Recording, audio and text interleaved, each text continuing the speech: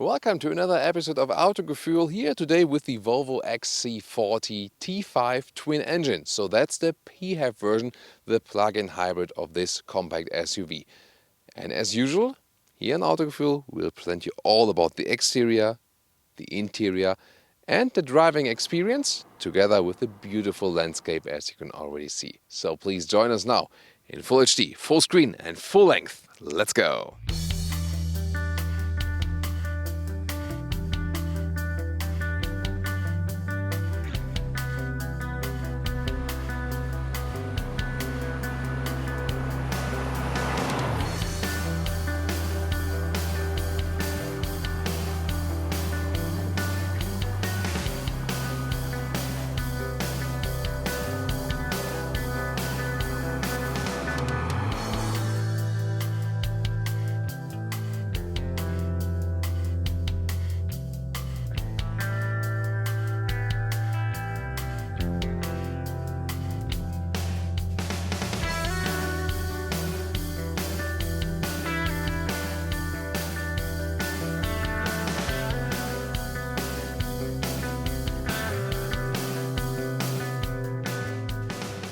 In the front, the Volvo XC40 already has a strong look.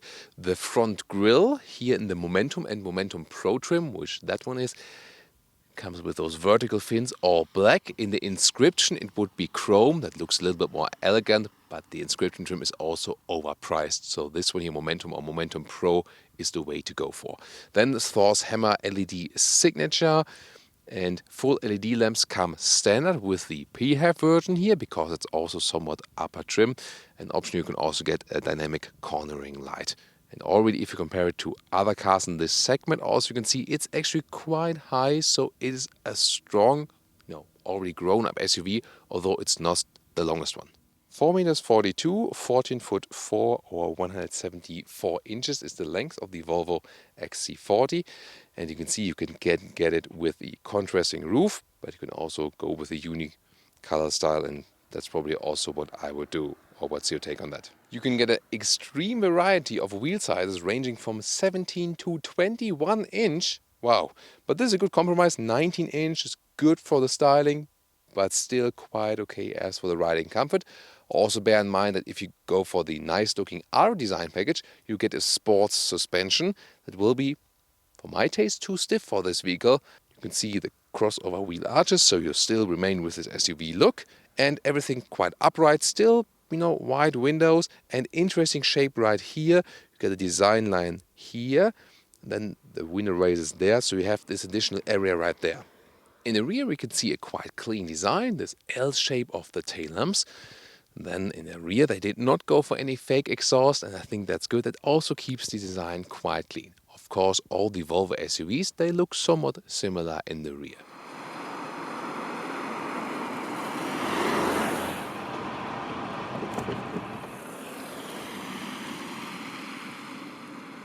So what do we have under the hood? Yay! Hydraulic struts we have. Awesome. Well, and this one here today, the PHEV, it's made to a 1.5 liter 3-cylinder turbo petrol engine. Total system output is 262 horsepower. There's a battery which is about 10 kilowatt hours in size, and the promised range is about 40 kilometers or 25 miles, the pure electric one, but it will be lower depending on the conditions. So it's not meant to be driven all electric. It's more like that you have this support, this hybrid mode, and those electric moments, so to say. And other lineup, in general, you can get this petrol engine just as a petrol engine, 1.5 liter 3-cylinder turbo.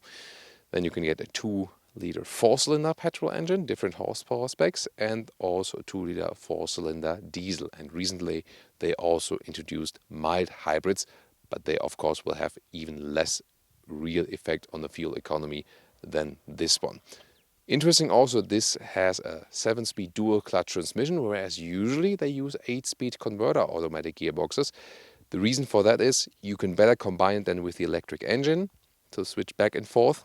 And there's also space savings reasons, so that DCT can be integrated in a less space consuming way. And the battery, by the way, is placed in the middle, so in the underfloor of the car, so the rear trunk is also not affected.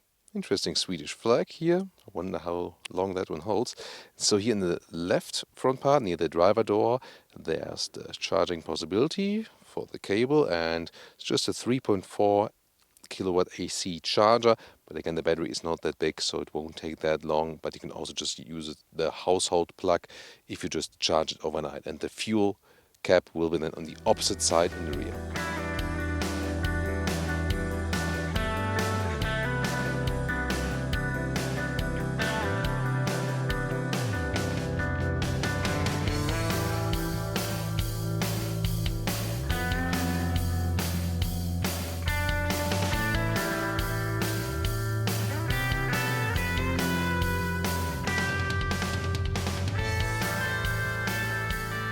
This is the car key with controls here at the side. It's not that practical, but at least it's slim that it fits very well into the pocket.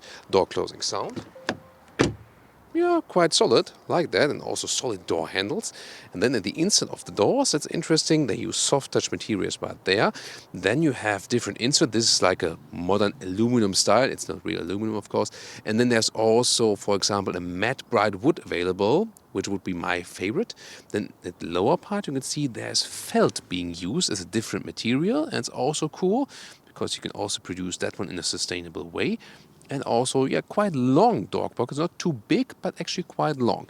And then the highlight, wow, those seats right here. This is the Momentum Pro level. For the XC40, you can get base fabric seats, but also those extended fabric seats, let's call them that way, because they have the Scandinavian design with grey fabric on the inside, like a very high-class furniture from, Sweden or Denmark. Oh, I shouldn't mention Denmark here probably. They're good in furniture.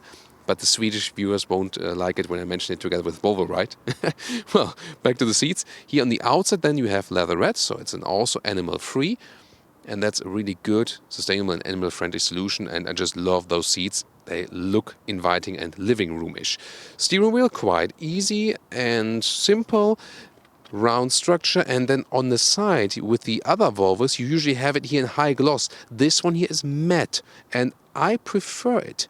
So this feels and looks better actually than in the more expensive Volvos. Left side for the cruise control, right side to control something of the digital instruments right there. Soon more deals to the digital instruments. And when you look over to the right there, this is again this aluminum style decor element, which is also then again available in this matte bright wood if you pick that style. So probably I would take it with those seats here, with these seats, better to say these than those, with these seats, and then with the bright wood, if that's available, depending on the market.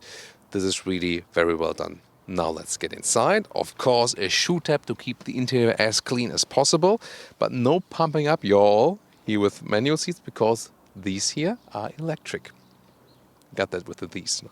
So front and back and so on, and manual, putting that lower part longer, and they are really very comfortable. So if you think about XC40 versus XC60, yes, the XC60 is a little bit bigger, but these seats here, they are already very good, very upright. And also if you compare this car here to those Segment Brothers by other brands, the XC40 already gives you a feeling, I'm a true SUV. I'm not like a crossover something. This is already a true SUV seating position, and that's what I really like about this vehicle, and would maybe also pick this one here, if you compare it to others. We also have a comparison episode about. And, best looking seat in the segment, and also one of the most comfortable in the segment. That's really good. With 1.86 m or 6'1", put the seat very low, still have some headroom left. With the panoramic roof here, if you go without the panoramic roof, you would even have a little bit more space. Steering wheel here with the manual control. You can find a good position as for that. This manual fixation here is really, really strong to use. And when you set it loose, then keep your hands away from that. So be careful for that.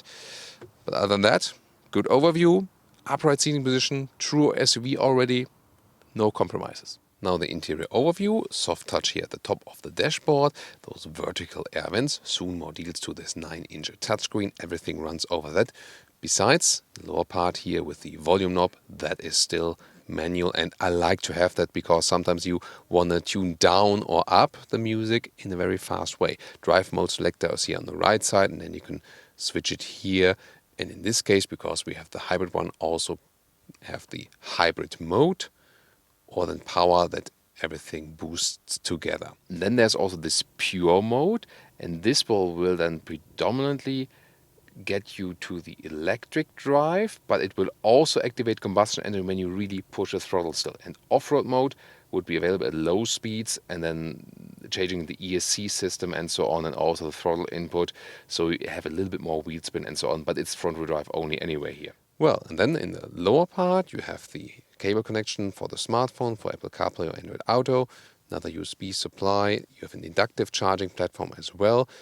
Then we have this shifting lever, which can be either be gotten like this, or also in this inscription trim, in this crystal shape like, but I think I will just leave it like this. As I said, also inscription only with animal skin seats. Then adaptive cup holders right there, everything from a quite good finish. And then there's a lot of space if you put up the armrest.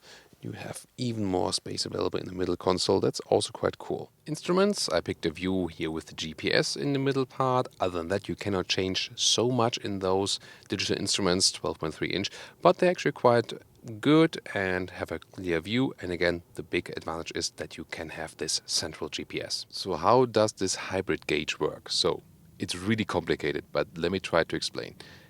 So you see this lower area right there where the battery is. When everything is below 90 degrees, you see it's recuperating. So there's the recharging process back to the battery. And the blue line you can see above that, above the ready sign, that one is the electric power I have available, so I could accelerate to that point and still would be driving all electric. And then there's this small water drop, which is not the water drop, but a fuel drop. And as soon as this one is filled out, the combustion engine is on. At the moment it is not filled out.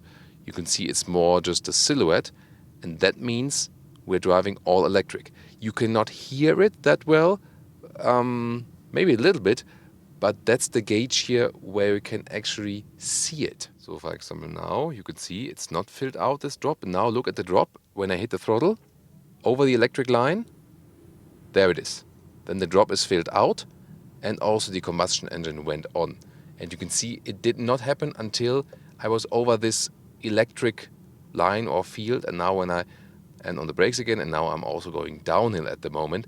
There you can see, again, the drop is not filled out and I'm recuperating, and as long as I stay here in this lightning symbol area with the throttle, I'm still driving electric.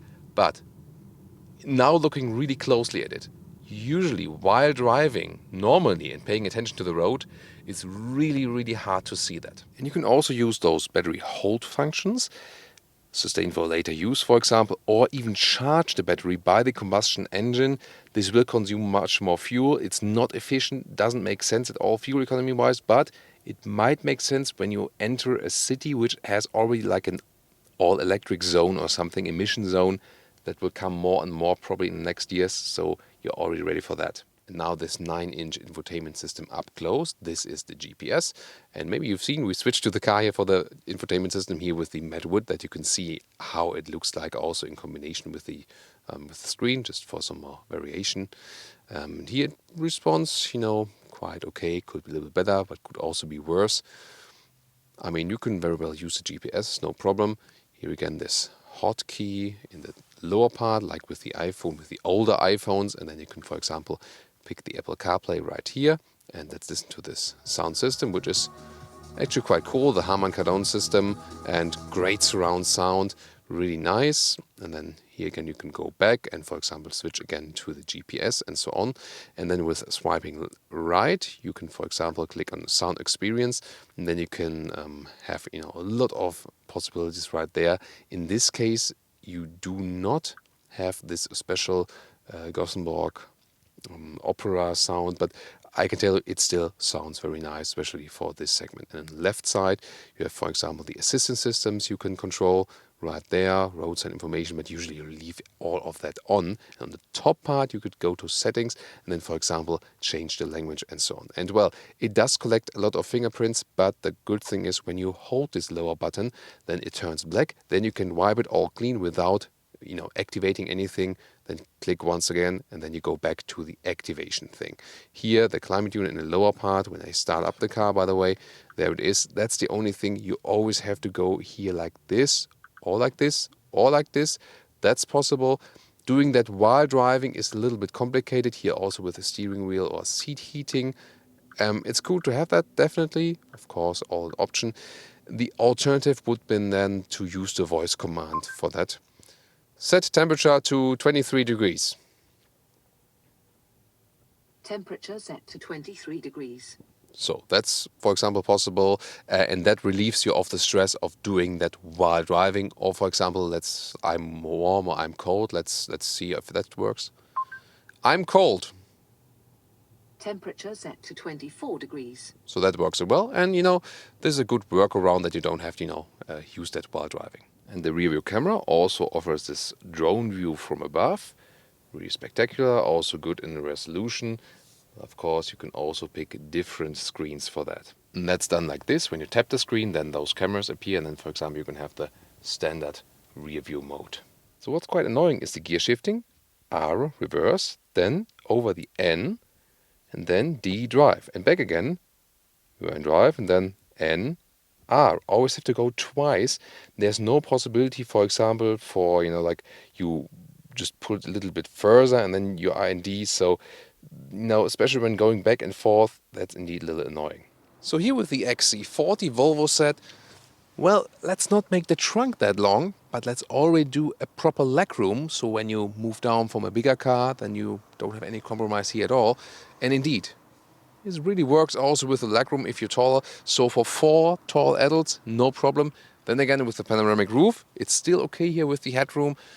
And you have a good view then to the sky. Really cool. Also soft touch materials here at the inside of the doors in the rear, at least on the outside here. Just the inside here is hardback. And again, the felt on the very inside. So overall, a good quality impression here from the rear and a very upright and comfortable seating position. You cannot adjust here anything, but the seats that already flip from here, and you see those automatically going down head restraints. You can also do it from the front with the infotainment system and then hit someone who's sitting at the back. Yeah, I tried that a lot of times. Then you have ISOFIX at the outside of the seats, and then you have those cup holders, which are also somewhat adaptive. And I just love this seat design. Again, being inspired by furniture design, both in comfort and also in the visual design. And this also presents me with the opportunity to show you the panoramic roof once more. First of all, you have this bright shade, and this is also cool about this very interior trim. You have a bright sky and also this bright shade, so everything is light in the interior, even if it's dark or cloudy. And then you can also open that for real to leave some more light in. And well, if I go for SUV, then I'm probably not buying a convertible. So at least this one is my compromise. I'm a convertible lover. So when I don't have a convertible, at least I can enjoy some panoramic roof. And it's actually quite wide and long, this opening. And now to the trunk, which also has this foot kick opening mechanism. Quite handy if you have your hands not free. And we can see here is a quite good dimension, square dimension. Even though there's the plug-in hybrid, we still have some space underneath right there. And that's also where I would store the cable, and not like here in this, separate bag that's available. That this can be also fixed here, with this hinge. And I mean, it's a solution, but I would store it underneath. I already flipped one of those seats. And if I put a cabin trolley inside, you can also see more of those dimensions. Here we go. And then flip the other part. Ski hatch is also available, and there you can see they go all the way flat, and that's really cool. So a very well usable car indeed.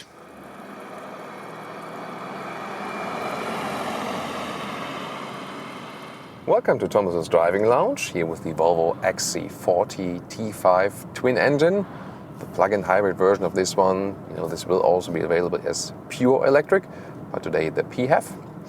And the full potential of this PHEV you can rather play out when you have traffic situations and you switch back and forth. Of course, you charge externally as often as possible, and you have those situations when there's approaching traffic light. You leave the throttle, then you can see there's some recuperation happening, gaining back energy to the battery. I hit the brakes and I see that the recuperation is being intensified, and only if I need more braking power, then the real brakes of the car are being applied. And different recuperation modes, I wish they would be available. There's one, there's the B mode. So, but when I see like there's not much more recuperation happening due to that, so it's not really like a big change. And later on the motorway, I will also test more about, you know, when you go like plus and minus with the shifting lever, but it's not the recuperation, I can already tell you so far. Well, the driving feeling itself is pretty light, so you don't feel the additional weight of the battery, and the car is, you know, really nice to control. The steering feeling is it's arcade-alike, so like in a computer game, it's direct, yes, but it doesn't give you like the best feeling, you know, so it doesn't have a good connected feeling. That's also a thing, you know, the interior is really stylish, and these seats here, they are the best ones available, actually styling-wise. It's really cool. And the exterior is also, you know, stunning, definitely. But the driving feeling, I mean, it's good and quite silent car, and it's a nice, comfortable ride, but you don't have this connection, which you would, for example, have like in a BMW X1 or X2. That's better than for the sporty driving, for example, but it always depends on the emphasis you put in, and if you're more fascinated by exterior and interior and so on, and you know, why not? Also the room that's offered here in this vehicle is cool, and the seating comfort definitely as well. And then at the end of the day, so recently we had so much feedback for this segment that so many guys of you actually went for the XC40 because you got the best offers at the dealer. So I'm not sure if they have some special actions at the moment, like special incentives, or if the others just don't do it. That's also you know, really interesting aspect. So here again, it's always good to see when I'm rolling or reducing speed, the energy is not really lost. So that's definitely the big advantage then of this PHEV. And then we can also reduce the fuel consumption there a little bit. And especially when you're really stuck in traffic, which we are not, hopefully today, then you know you don't have the engine running all the time and so on. That's again another cool thing. We have those different driving modes. So at the moment, hybrid, that's where the car would usually start in. Then the car's just deciding it on your own, when it's combustion engine active and when not. And since the engine is a small engine and it's really silent and very well insulated from the cabin, so you don't really hear when it's active or not. So it's really hard to find out, definitely. So they're also very smooth transitions, because sometimes then the engine is shut off and so on. And even more so than in the pure mode. So that one then is putting an emphasis on you really want to drive electric first, you know. And as long as you roll very slowly and so on, this works. But when you then hammer the throttle, in this case, also the engine is being activated. You know, in the Mitsubishi Outlander PHEV, when you're there in the all-electric mode, then it stays in this electric mode all the time. However, the battery is also bigger. You know, I feel that's also the right decision. Then again, the most manufacturers go for the argument, yeah, maybe when you hit the throttle, you are in emergency situations that you want to do like an overtaking process, and it's safer when the combustion engine sets in then. Yeah, I mean, you can also follow this argument. Yet again, I would like to be in the electric mode when I put the electric mode in, you know, or what's your take on that? And the other preset here would be then the power. Then the combustion engine is always on, and the most power is being drained from the battery to get the best boost. And in this case also I have the RPMs, you know, in the digital instruments. When I'm in the pure mode, for example, the RPMs drop, and I rather have this hybrid view where I can see, you know, from recuperation, and when the batteries are beautiful landscape here as well, near Salzburg, and between Salzburg and Berchtesgaden actually, so very southeast of Germany and like northern part of Austria. So now when, for example, let's go to the power mode and accelerate something out, see what this combined power can do from 50 kilometers to 100.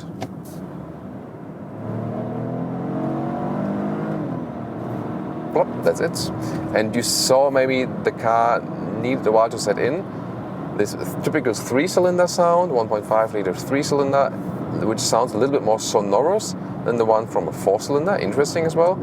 And you know, just over 7 seconds, between 7 and 8 seconds is the acceleration always for this car. A little bit less than with the normal T5 without the plug-in hybrid, so slower indeed. But you see, you do have a reasonable acceleration, so you don't miss any power. And this could also in a way make sense because you only have the 3-cylinder engine, but then again, to even out this lacking displacement, you can have the electric drive, for example. And putting it back into hybrid mode, this will be more efficient then. And again, when I, for example, leave the throttle right here, then again, the battery is gaining back some of the energy. So depending on, at the moment, there's not much traffic light situations and so on.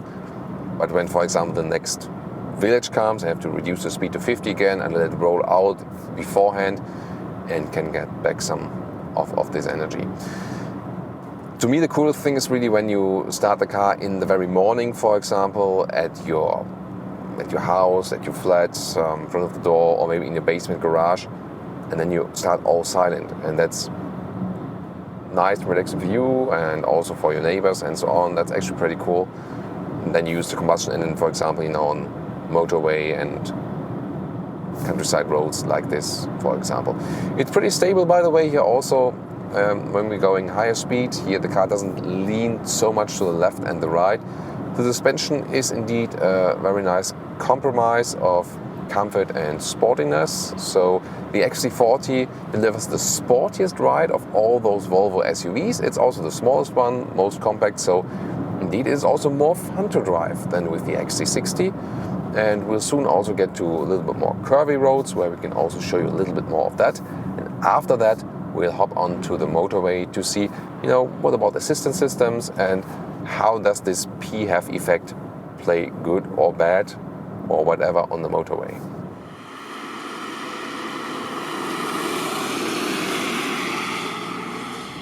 And now to some dynamic driving situations right here. Accelerating up the hill, now the 3-cylinder is giving a little bit more sound because it's definitely working a little bit more. And you do, of course, have an acceleration advantage if you compare it to the just 3-cylinder version without the electric drive, definitely. Well, why did they combine it with the smaller engine? Probably also cost reasons, emissions reasons, for example, as well. So the fleet consumption is definitely lower than in this case.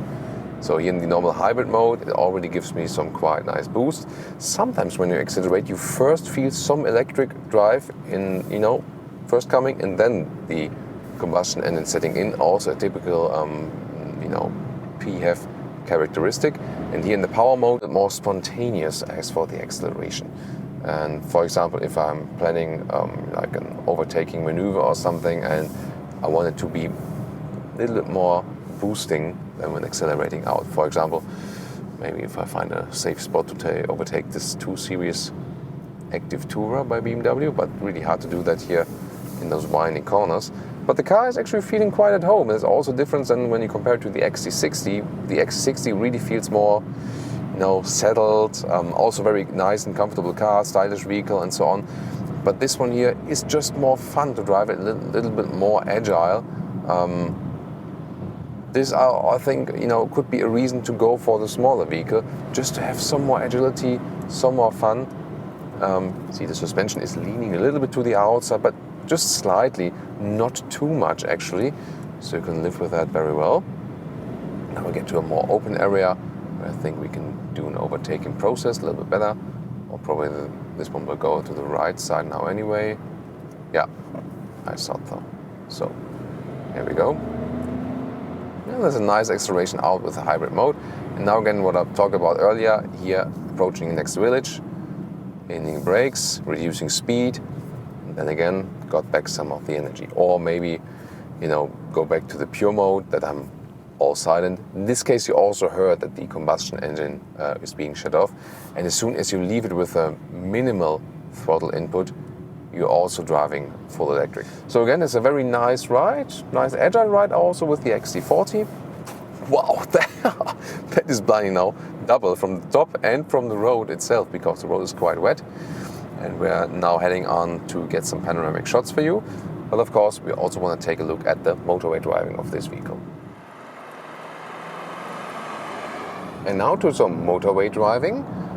Set the cruise control here to 80 kilometers an hour, and it's quite reasonable. As for the noise insulation, I would say not best in segment, not worst in segment, so something in the middle. What I realized is when I have the normal cruise control set, when I'm just driving normally, and I feel I have the steering wheel straight aligned with the cockpit, then the car tends to go a little bit right. So I think the reason is that the cockpit is a little bit, like this oriented, and you more have to see how's the steering wheel to the road. But there are some cars which come more natural in this case, and some cars where you always think when you're going all the way straight that you have the steering wheel not straight, you know what I mean? So this is something I just realized here when going on the motorway. However, there's the normal cruise control, and then there's the pilot assist if you have this extended assistance systems package, and then the car is being kept in the lane centralized. It's not supposed to be hands-free because that's also not there as for regulations. I'm just showing it to you here that the car really keeps it quite central, like in the middle of the lane, and that's indeed quite good. And this system works very well. Also with the distance to the car in front of me. Now I'm reducing the speed on my own because I see this car wants to get in. But now when I set the cruise control right again, then the distance again is being kept, and it also works, for example, in traffic jam situations. As for the lane change, when you set this one here with the normal turning indicator, then it's also being aborted. So now we're switching the motorways right here. And as for the hybrid, is it, any different? Of course, when you're going just on the motorway and primarily using the combustion engine, then you carry around more weight than you usually do. Yet again, when you have situations where you reduce the speed, then you can get some battery back to the battery. So that's definitely again pro and contra, and I can again watch it here. The battery is sometimes giving me a little bit of boost, sometimes now when I'm rolling or when the ACC is reducing the speed, then again I'm gaining back some energy. So the question is, are you going motorway cruise control 100, 120 or even faster without any interruption? Then probably it's a disadvantage. But when you have a lot of interruptions also on the motorway and braking and accelerating again, then again the plug-in hybrid or that you have the battery, this will then again have a good effect. So it really depends again on the driving profile or the respective day, on how's the traffic situation and so on. Overall, it's a very comfortable car on the motorway, no matter which engine version you pick, because again, it's not the biggest SUV, it's also the smallest by Volvo. Yet again, you already have this upright seating position and a very good seating comfort. So that's also cool that you don't have to have any disadvantages just because you buy a small car on the exterior. You also have it, let's say, long-term travel suitable, so to say. We have the blind spot monitor here, which has this, there's no yellow triangle as we usually see. There's this red stripe. That's also quite well integrated. That's warning me from cars coming behind, also in advance. The overview in general in the vehicle is actually quite good when you're looking to the rear and also to the sides and so on. So really satisfied with that. And with the pilot assist, again, you can relax a little bit more. You keep your hands on the steering wheel, and the car in the front of, is just being followed right there. So what we can try is also with different driving modes.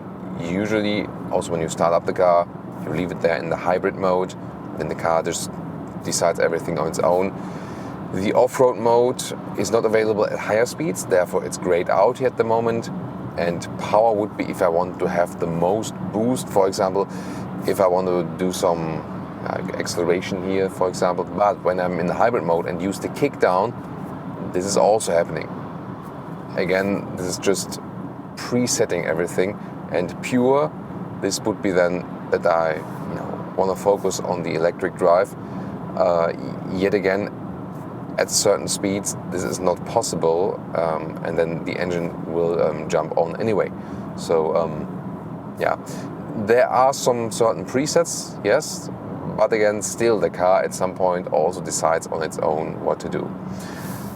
Rolling in traffic is actually quite nice, and then again, you can also change it here with the shifting lever, because you can leave it on D, told you earlier, or then go back to the B mode, which gives you a little bit more recuperation, but not a real harsh one. But the strange thing is, then when you go to the right or left, you would expect, oh, those are the recuperation modes, B7, B6, B5, but that's not the case, because you hear, not sure if you hear it on camera, that I hear the engine more. So those are the 7 gears of the dual clutch transmission. Yeah, about that. So they decided to go for this solution to have something similar than they would have with the combustion engine car. I think it's not really logical for a PHEV. I would rather, expect the different recuperation modes in this case, So that's also the reason why I cannot go lower than B3 here at the moment. Because if it would be recuperation mode, I could go like all the way, like from B1 to B7. But B3 is the maximum now because I'm at 80 kilometers an hour. So the car says, no, Thomas, you're not allowed to shift down, because that's too much speed for this low gear. Yeah, but interesting finding there definitely. And here on the motorway, when I have the speed relatively steady, and it's more about the fuel economy of the combustion engine itself, plus this additional weight we carry, the economy figure is also not that cool. So at the moment we have 8.6 liters on 100 kilometers, and yeah, that's not really that satisfying. It's the thing with those Volvo engines that most of the time they are not that good really in the in the fuel economy. That's something we experienced quite a lot of times already, and the PHEV will only change that when you have situations where you really can use more recuperation when you're in the city and so on. Then it will make a difference also. Austrian police control. They were like, what is this guy doing with the camera inside the car? It's like, I'm controlling the police. Yeah. Dash cams, it depends from market to market, by the way, if dash cams are allowed or not. Regulations are also about to change here and there. See how that one plays out. Dash cams, good that we have them, otherwise we wouldn't have all this great footage from Russia, right? Only in Russia, those dashcam videos. So now back here in the city, there again we have the situations where we can use a little bit more of this PHEV feeling, and especially when you're coming to a halt here, you don't have the typical stop-start where then again the combustion engine hops on directly again, so you can roll just electrically. Maybe there's next traffic light coming and so on. That's where this car has all the potential, not really on a motorway. Doesn't make it so much worse, but it doesn't make it really better on the motorway,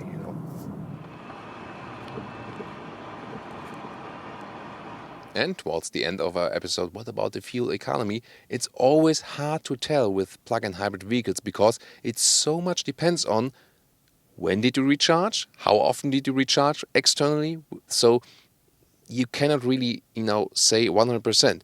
What we can say is that when you're not relying on the power and rather doing like cruise control, motorway and so on, and mainly use the combustion engine with a little bit of recuperation, so that would be like the fuel economy when you don't recharge externally, then you remain at about 8 liters on 100 kilometers, 29 mpg US, 35 mpg UK.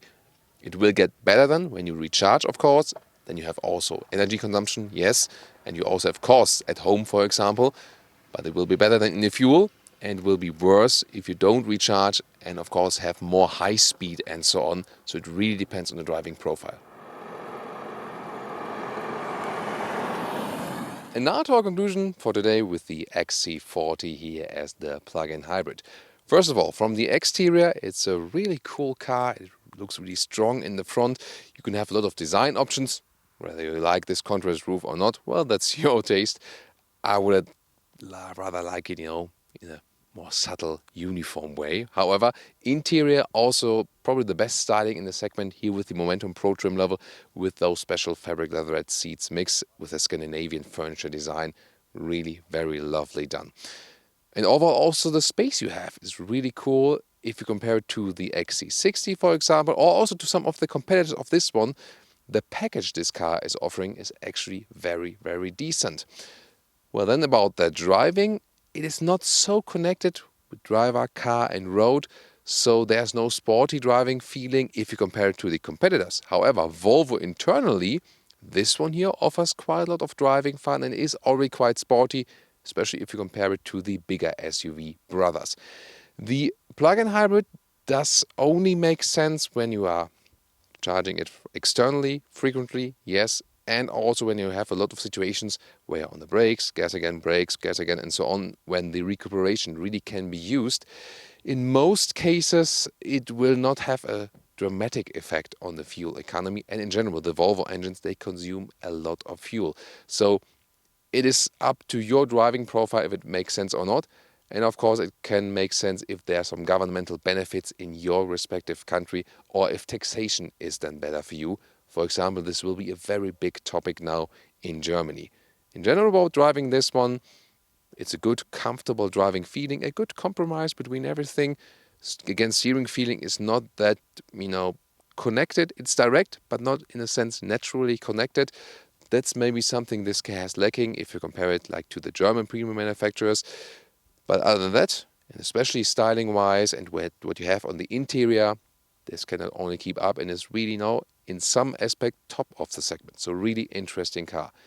Pricing point, again, this will be about the taxation because it is a very expensive one, yes. Especially if you go for that inscription trim level, I would strongly advise against that. That's a bad price performance then. Here the Momentum or Momentum Pro, that's then the trim levels to go for. So thank you so much for tuning in today. Hope you enjoyed it together here with us and tune in next time.